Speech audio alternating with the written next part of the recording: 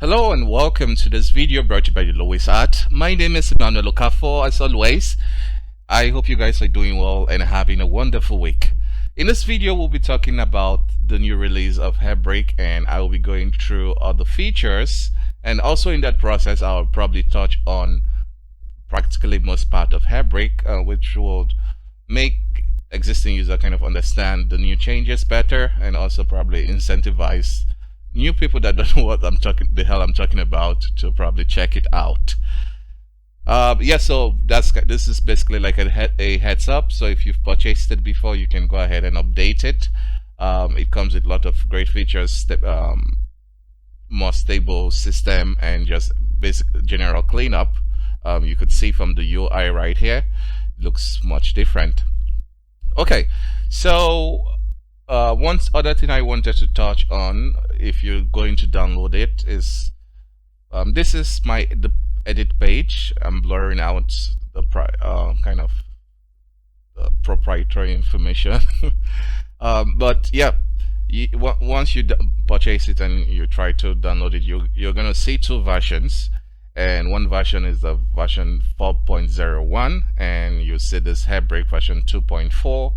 And this is so basically the one on top is the latest one, is the most recent one, and it works with Blender 4.0, 4.1, probably 4.1 till forever, and this one only works from 4.0 to previous versions. And the main reason for that is in 4.1 there were a lot of geometry node and just basically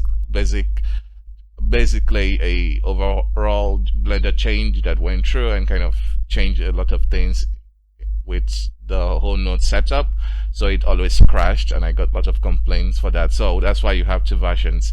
The old versions, you will not have some of the latest features because it's not been updated, but then if you're using Hairbreak and you're using the newer versions of Blender, you're all good. Okay, so I'm here in Blender 4.2 and we have Hairbreak installed. The installation process is pretty straightforward. You install your zip file.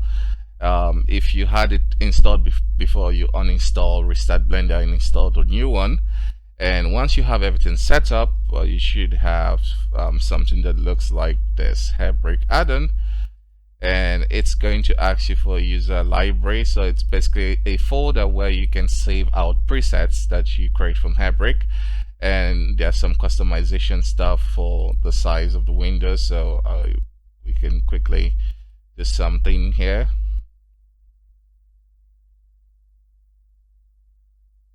So let's just create a new hair. So I'll just add a couple of hair. Okay, so in the modifier you can customize this window size. You can, like I have mine set to 6, so you could set to 2, 4, depending on what you want. So if I set this to 3 and bring it back up, you can see it looks different. You can choose to close modifier window when you apply, so this stuff you can choose to hide it or not. Okay, so let's get right into the UI. So if you had previous version of Hairbreak, you can definitely notice everything looks quite different with the layout. I tried to make it more cleaner and less, just more user friendly. This is basic. You add your hair and some visibility settings. Here we have some important, some very helpful tools that will definitely come in handy. So if you create your hair, you have a couple of ways to create the hair. So you could model it with curves or geometry, which we'll talk about in a bit. You can generate the hair using just generating the hair, and then you can use image mask to kind of isolate certain regions where you want the hair to be. So let's remove this, and you can click on this to go into the sculpt mode, where you can use the density brush to add some hair. So that's what the brush does.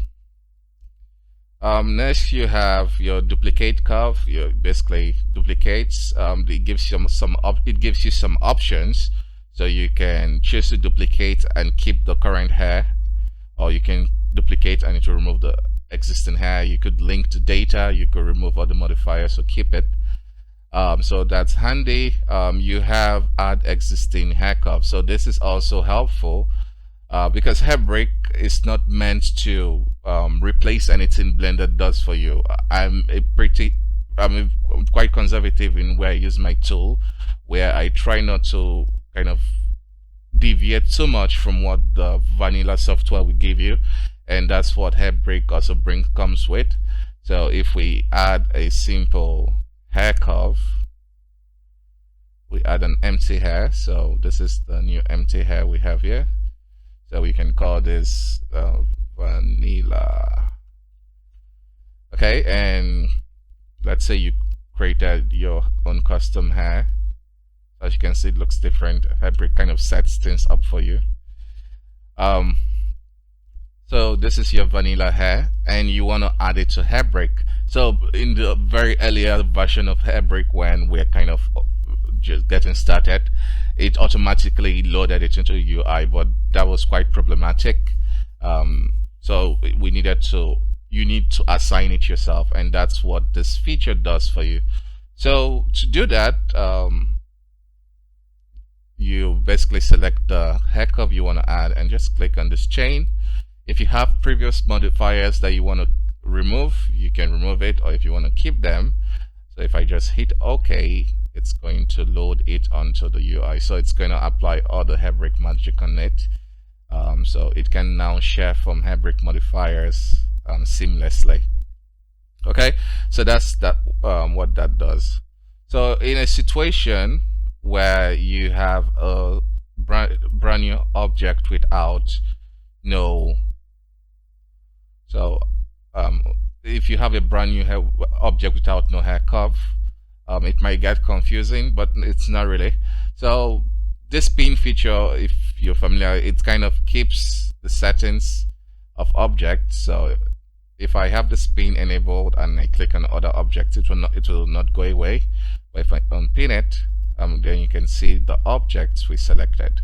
So now we select this object and we want to add this to it. So select this object and shift select. You have to parent this curve to this object.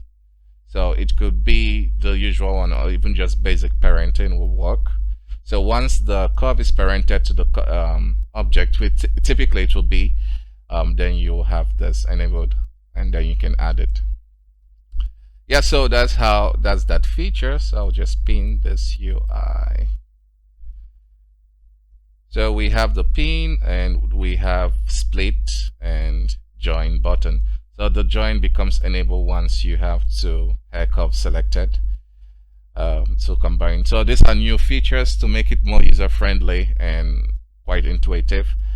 For the splits, let's say you want to split a hair curve, you can go into the edit mode. Let's bring out the lasso select. So we can do lasso link, and you can see the split. Once you split it, it splits it into two different hairs, and there you go. So now you can groom this. So just kind of a backstory. The split feature was added partly because of a limitation of the new geometry node hair, where you cannot store, you can have like hair sets where you can store your selections and stuff, but not anymore. We have that feature now, so we'll go over that in a bit. So let's join them back and we make it one hair. And also the join is more ideal. The previous join kind of did a lot of calculation, converted it to hair curve and did so many things, but this new join is now more stable. So the previous ones, when you join, you end up with a lot of more dense hair curve, but now it never changes because we approached it in a different way and in a more intuitive way to make it more usable in a big project, and it's more reliable. Okay, so basic features, you have the usual children hair that you can use too. add children. This the simple duplicates the heck of, so you could play with the radius, the count. You have viewport amount for optimization. You can also use the interpolated, which requires some mask. You have access to either the vertex mask, so we can enable vertex mask and say let's paint. So let's say you want to paint, but you want to at least see your hair. Okay, it's not supported. We can disable this for now, and just paint. For this, I'm gonna turn off the X symmetry and enable, set this to 0. So now if you set this to 0, it just previews your guide hair. So that's also a new feature. So like I said, if you've not downloaded it, yeah, this is, you should really do this. It's a lot of awesome change with it. Okay, so just using the vertex to create the vertex group to create some mask, so we can enable that and viewport amount, and we can increase the density. So based off the vertex group, it's basically adding the hair. So if you notice, it's adding weird, I mean, this is geometry node, so you could easily adjust it. But usually when I work with interpolated, I use the image to work, since it doesn't require like vertex count. So I could say, just name this anything. I'll set this to white and then hit OK. And then we can go into the texture pane. So once you click on this brush, it takes you to the texture pane. So we'll select our brush tool, increase the strength. I will briefly add a modifier because it comes in helpful with situations like this. I'll bring the trim modifier and I would reduce this. So I just want to see the actual roots so I can more accurately paint the mask for the interpolated hair.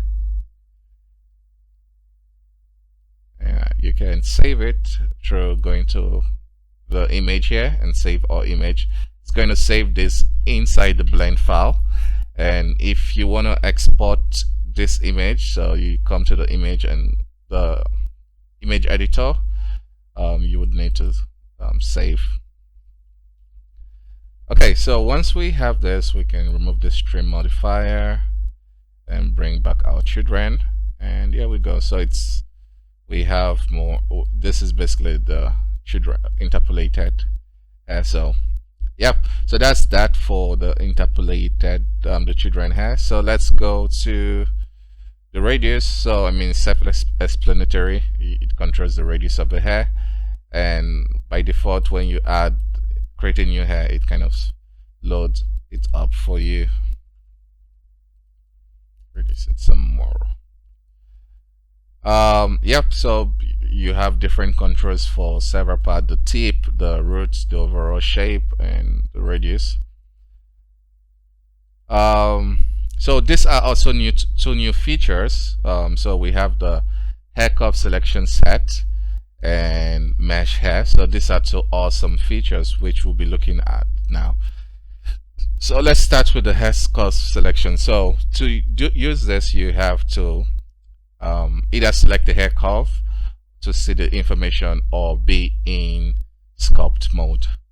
So if we select all the hair, you can, if we paint a selection, so let's say we paint this selection, I'm going to set it to project, so it just projects it.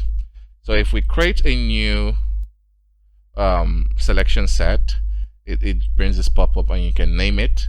So note, once you name it, you cannot change the name. It's kind of a data that is being used in other places, which I will show you. It's not just creating a name selection, it's actually doing a lot of things in the background so that it creates a data. I will show you in a bit. Um, just heads up, if I have the children hair enabled and you click on this, it's going to tell you please disable your children hair. So it's your selection set. When you're creating it, you need to disable the children hair. So let's create the first one, so we can call this stop.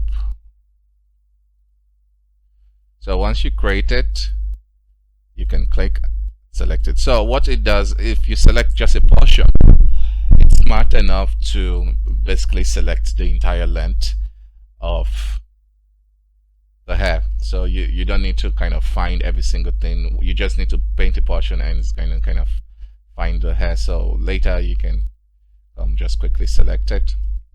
If you want like a separate feature where we can select tips and stuff, then we can do that. So if I invert this selection, I can add this and call this side.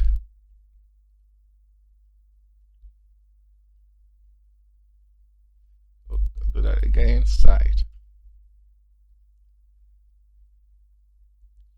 Okay, so we can select this now and we can select this. So if you select, you can deselect the selection. And so like I said, it does a couple of things. You can see in the attributes of the hair, it's actually adding it to the attributes. So this opens a lot of awesome stuff you can do with this. So apart from just having or using mask, you can actually use attributes.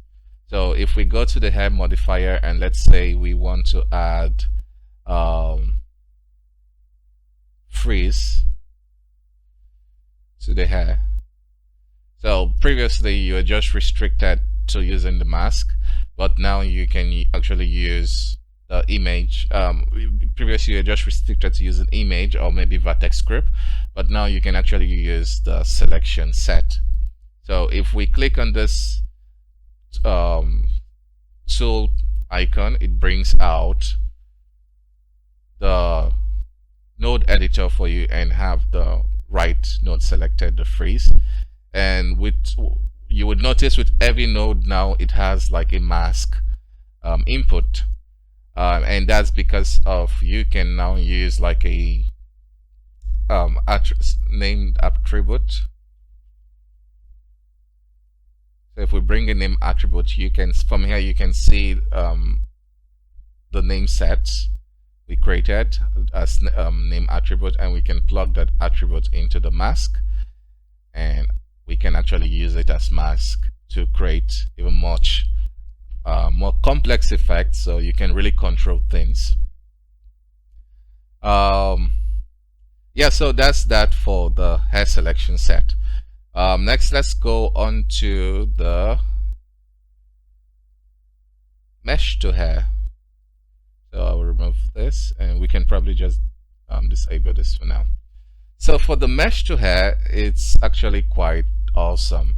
So let's say you want to create a hair quickly, and you have a Bezier curve, so we can increase the depth, and let's make this be, probably reduce the depth slightly, so we can just extrude this. So maybe still take, we can extrude and reduce the depth, and then tilt. So this is just your basic modeling. You can model a nice hair. We can duplicate this.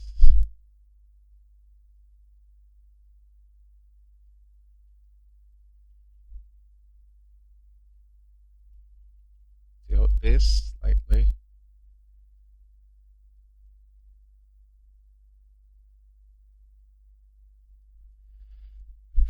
Okay, so you have this tube. So it basically it can okay, I'll just show you.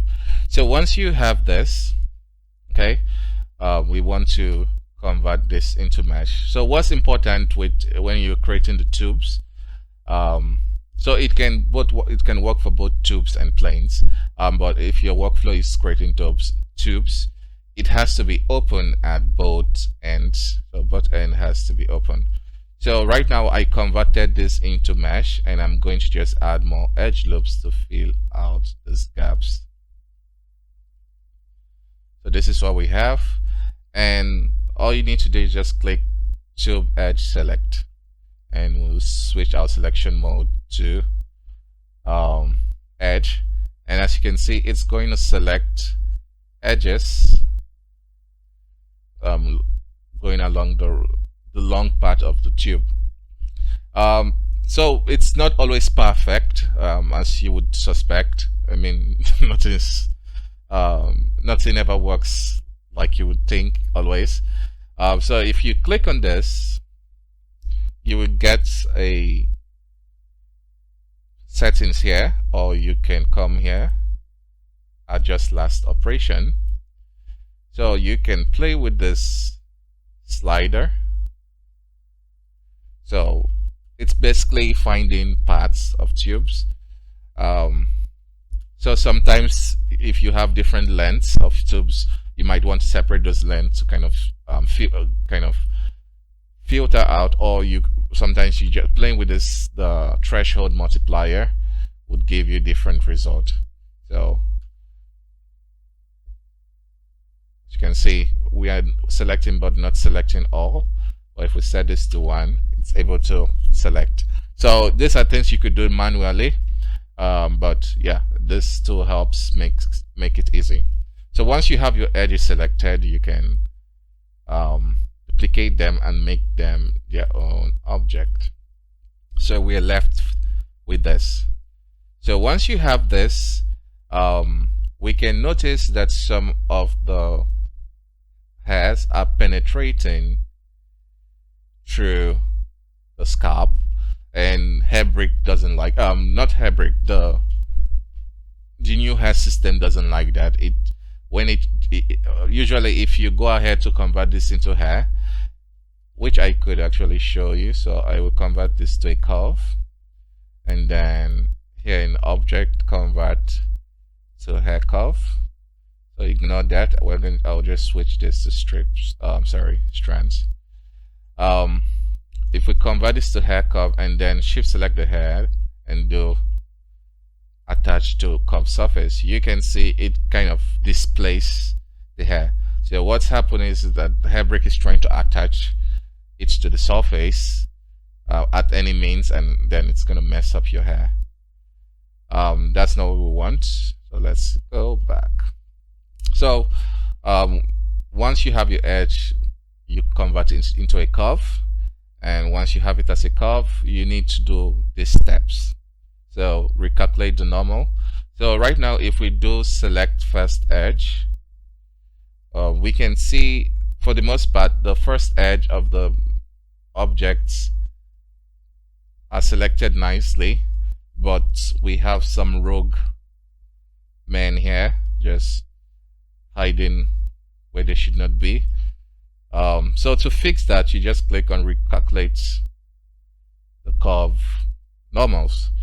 So once you do that, if we select the first, you can see it smartly make sure that they all have the same starting point and the same end point. So let's actually switch direction. So we want the first to be at the root. Okay, so once you have this, next thing we want to do is snap CV to surface. So it's going to ask you for what head object you want to snap to surface. So once you select it, it's going to snap the first curve onto the surface, and if we look, it's touching the surface. I mean, it's not perfect. Ideally, you want to take your time and try to help it manually as much as possible not to intersect. But this step actually helps when that when you generate the hair, it will not displace it and create a whole totally different hair. Okay, so once you snap it to surface, and you can just click convert to hair, it will actually select an object. So basically this object, and click OK. So it's going to go ahead and add this to Hairbrick. So once you do that, you have your hair. And there you go. So it's now a hair brick hair and something you can actually go in and groom. So you can add children, and we increase the radius slightly and density. So for stuff like this, you'd want to take your time and make sure it's not kind of penetrating the mesh too much to avoid this stuff here. And you can add, let's say we want to add like a nice clump.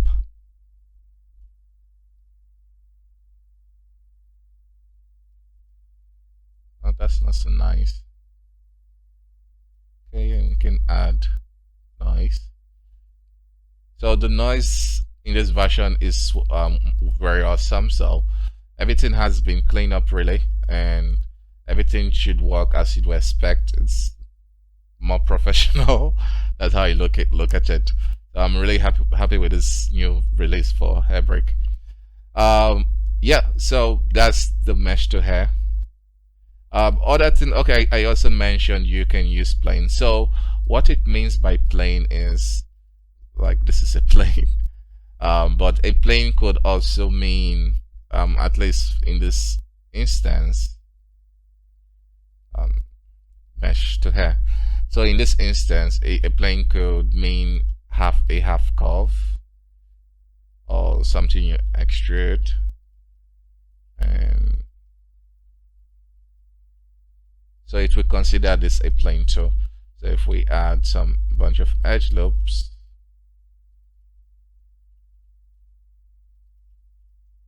scale it, add some going here,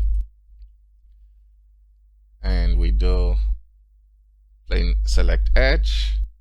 You can see I told you it's not perfect, so you would want to fine tune the selection, and it's going to get you your edge selection, and then you duplicate and you can create your hair. So same thing with a plane like this, and obviously you can just use basic curve. So if you create like ZBrush fiber hair, it works with this. So you just need to import it, do the snap to CV. I mean, the fiber mesh from ZBrush should probably be snapped to the mesh. So, but you could double check and curve the hair. It's gonna convert it to hair and add it to the UI. Yeah, so that's pretty straightforward and self-explanatory. And so now we look at the modifiers. I've gotten a lot of questions. I will try to fly through them. So the tutorial is already going quite long. So I'll try to fly through them. So the modifiers have three sections. So we have the effect, styling, and operation. And the effect are typically things you would consider as effects you can add onto the hair. So in terms of like collision effect, cutting the hair, adding certain things. So let's say you want to add a end cap effect. So an end cap is basically, let's say you have this object and you want to add it to the tip of the hair. So these are end caps object. You can reposition it. So at this point it's not an end cap again. Yeah, so that's the end cap. You have the collision. So Blender, when grooming, Blender has its own collision, but sometimes Pupa's Hairbrick's collision comes in quite handy, not only when you're kind of grooming your character, but when you have lots of modifiers. So let's say you added like a coily hair, and it's very coily, and at this point it's penetrating the mesh. You can just add like a collision, so the coily hair will not penetrate the mesh, so you can offset it some more so that it doesn't. So decide what we get. So that's the effect. So you can grow the hair with the effect. You have the effect grow. Feathers. So I will probably revisit this in a separate tutorial because it's kind of a beast on its own. So as an effect, Hairbrick allows you to convert hairs into feathers. It's very robust system with different material customization, with different stuff you can do with it. So, and it's quite optimized, which will be the first question you'd ask if I tell you you're going to turn hairs into feathers. So everything has been well thought of. So it's a beast on its own that I would cover in another tutorial. So we also have haircuts. This is another beast on its own, which we'll probably cover because it's not just haircuts. You can use it to add like complex accessories to your characters, and it's quite complex and robust, and but also quite user friendly. I will do a separate tutorial for it first. So let me know in the comment, what do you want to see first? Do you want to see the feather system first or the haircut system first? Okay, so we have reduce. If you want to reduce your hair,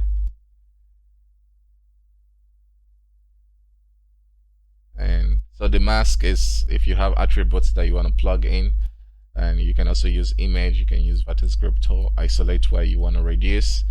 We have scatter. This is nice for, let's say you want to scatter things on your hair like leaves, water droplets, dirt, dust, and just stuff to add more details to your hair.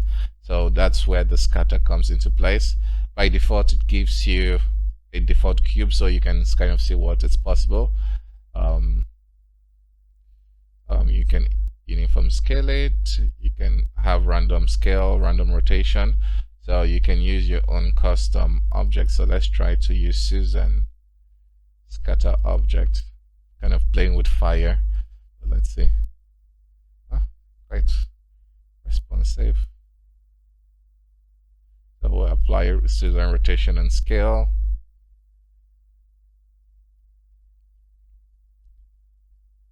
So I'll remove some of the instance, and here we go.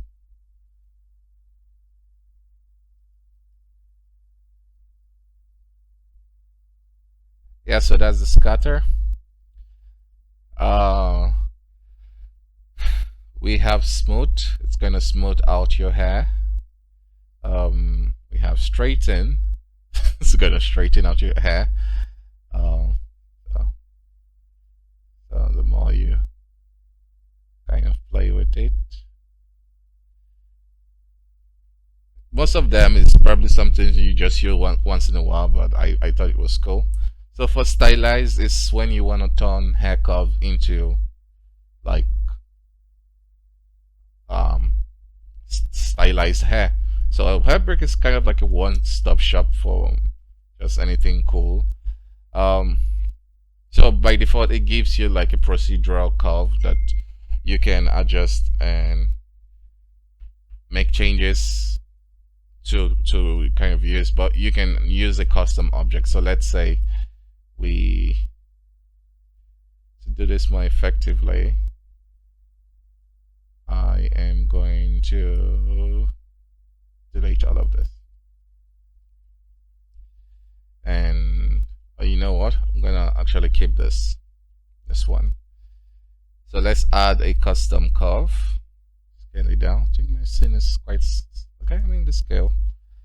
Blender objects are typically bigger than you would think. Yeah, so for the custom object, you can click on use custom object and we'll use this. So you want to go in edit mode. Now you can scale this. The awesome thing now is if we subdivide this some more, we'll scale on the Y, and then we can start creating custom levels.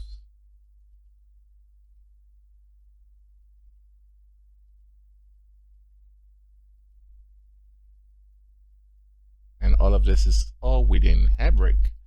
I've kind of deleted it. Make sure I have the right brush. And they're all groomable.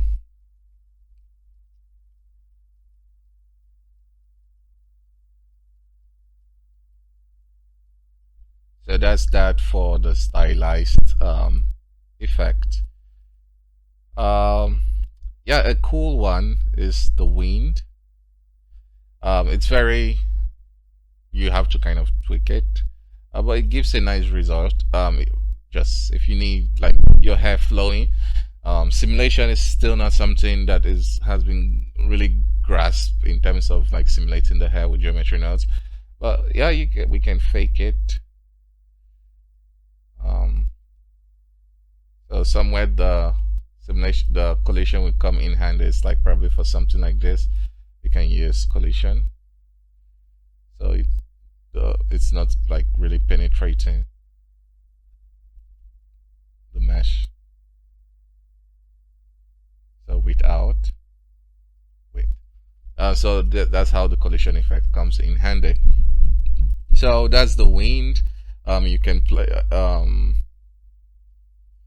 This is basically if you want every single vertex to be moving, but you can just, if you want to kind of get larger motion, you do this. You can control the noise speed, the overall speed if you want it faster. So this is just like a fake wind effects. Okay, so we have styling. So these are the typical stuff you find with most grooming tools. So you have braid light, clump, coily, distort, just different stuff you can use to play and make your hair. So they are quite robust and they are all geometry node. I kind of showed you earlier, but let's say you have multiple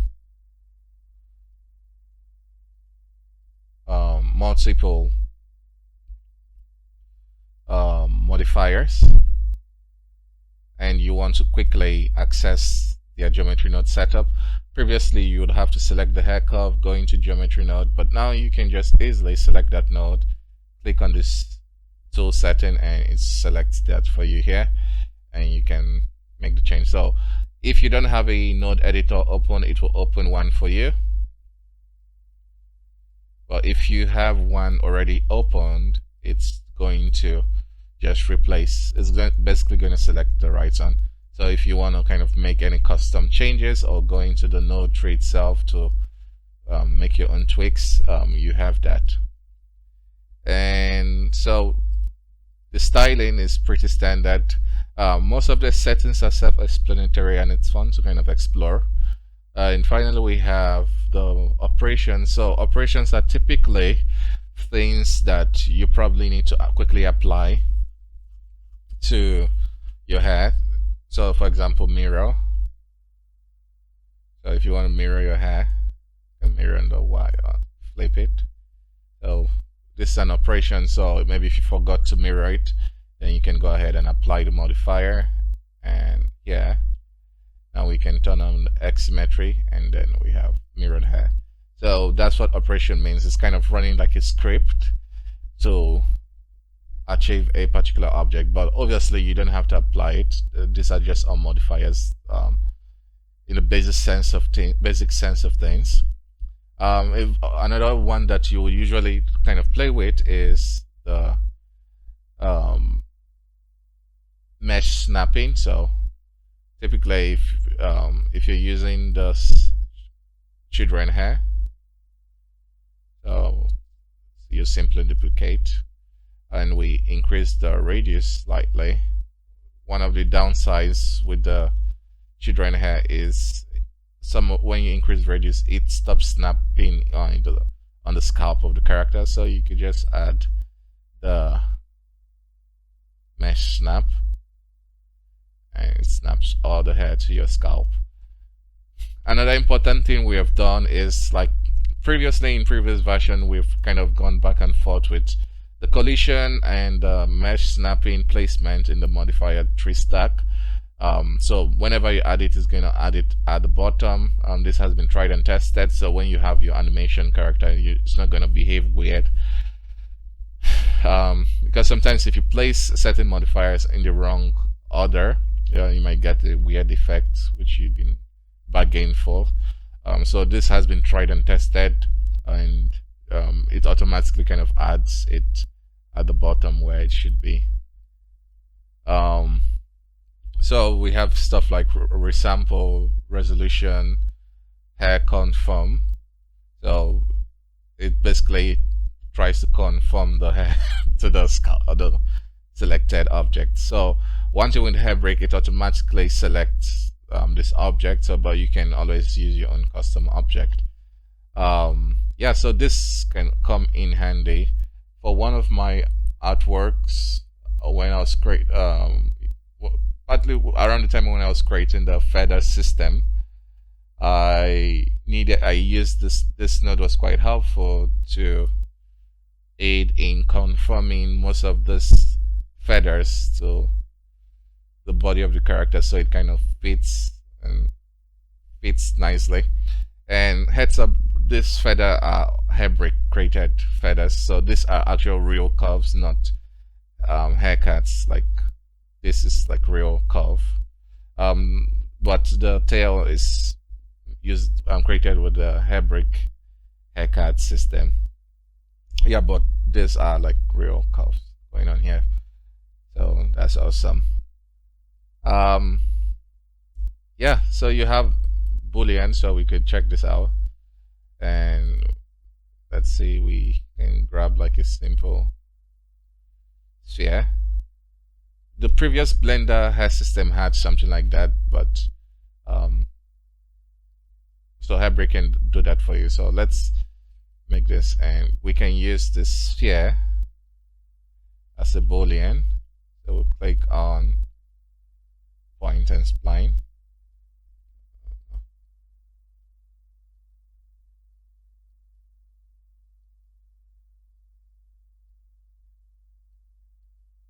Right.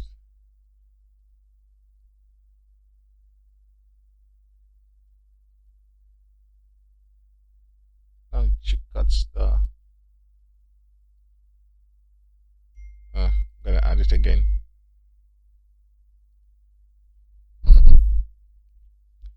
By the rotation and scale of this.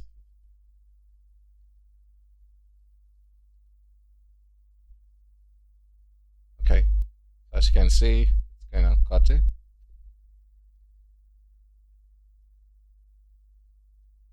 So you can use cut your hair. It's not perfect, but what is?